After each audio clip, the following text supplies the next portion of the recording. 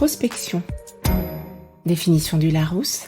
Observation méthodique par le sujet lui-même de ses états de conscience et de sa vie intérieure. Explorez le monde de l'épanouissement personnel et professionnel avec mon tout nouveau podcast Parlons Introspection. Je suis Véronique Milhomme, coach numérologue passionnée.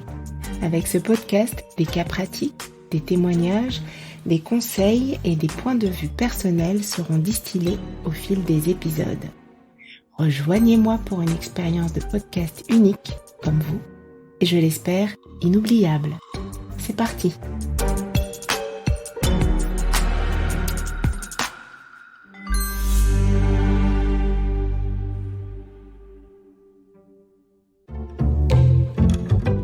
Bonjour à toutes et à tous, c'est un grand plaisir pour moi de vous retrouver dans ce nouvel épisode de Parlons Introspection. Dans cet épisode, nous allons explorer la question fascinante de savoir si nous pouvons comprendre les actions et les comportements humains sans y chercher de logique. La réflexion m'est venue à l'esprit lorsque j'ai entendu l'expression suivante: je ne comprends pas sa réaction, ce n'est vraiment pas logique. Pourquoi avons-nous la propension à vouloir tout rendre logique ? La plupart des êtres humains cherchent à comprendre leur environnement et les personnes qui les entourent.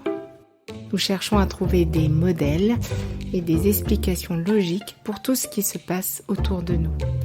Cependant, dans de nombreux cas, les comportements humains ne semblent pas suivre une logique facilement identifiable. C'est pourquoi il est courant de chercher une logique derrière chaque action ou comportement humain. Cependant, il est important de se rappeler que les êtres humains sont complexes et ont des motivations différentes pour agir de la manière dont ils le font. Les actions d'une personne peuvent être influencées par divers facteurs tels que l'humeur, les expériences passées, les pressions sociales, les croyances, les valeurs et les émotions. Il est également important de comprendre que ce qui peut sembler illogique pour une personne peut être tout à fait logique pour une autre en fonction de son point de vue et de son expérience de vie.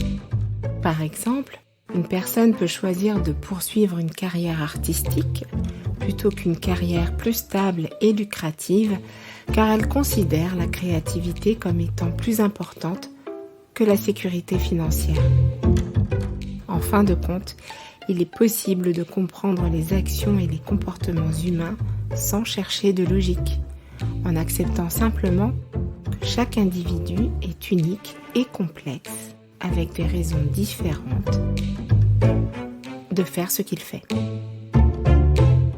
En reconnaissant cela, nous pouvons adopter une approche plus empathique et respectueuse envers les autres, ce qui peut améliorer nos relations et notre compréhension mutuelle. Cela ne veut pas dire que nous devrions tolérer les comportements nuisibles ou violents des gens. Au contraire, il est important de fixer des limites claires et de protéger votre bien-être lorsque vous interagissez avec les autres, que ce soit dans vos relations personnelles ou professionnelles. Dans le même temps, et ce n'est pas obligatoire, vous pouvez essayer de comprendre les motivations derrière les actions des autres, même si vous n'êtes pas d'accord avec ces personnes. Cela peut vous aider à éviter les jugements hâtifs et à construire des ponts plutôt que des murs. À ce propos, je vous invite à lire le livre de Marshall Rosenberg, psychologue américain et père de la CNV, ou Communication non violente.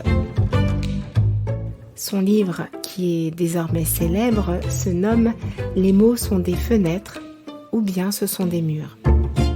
Je vous indique les références dans les notes de cet épisode.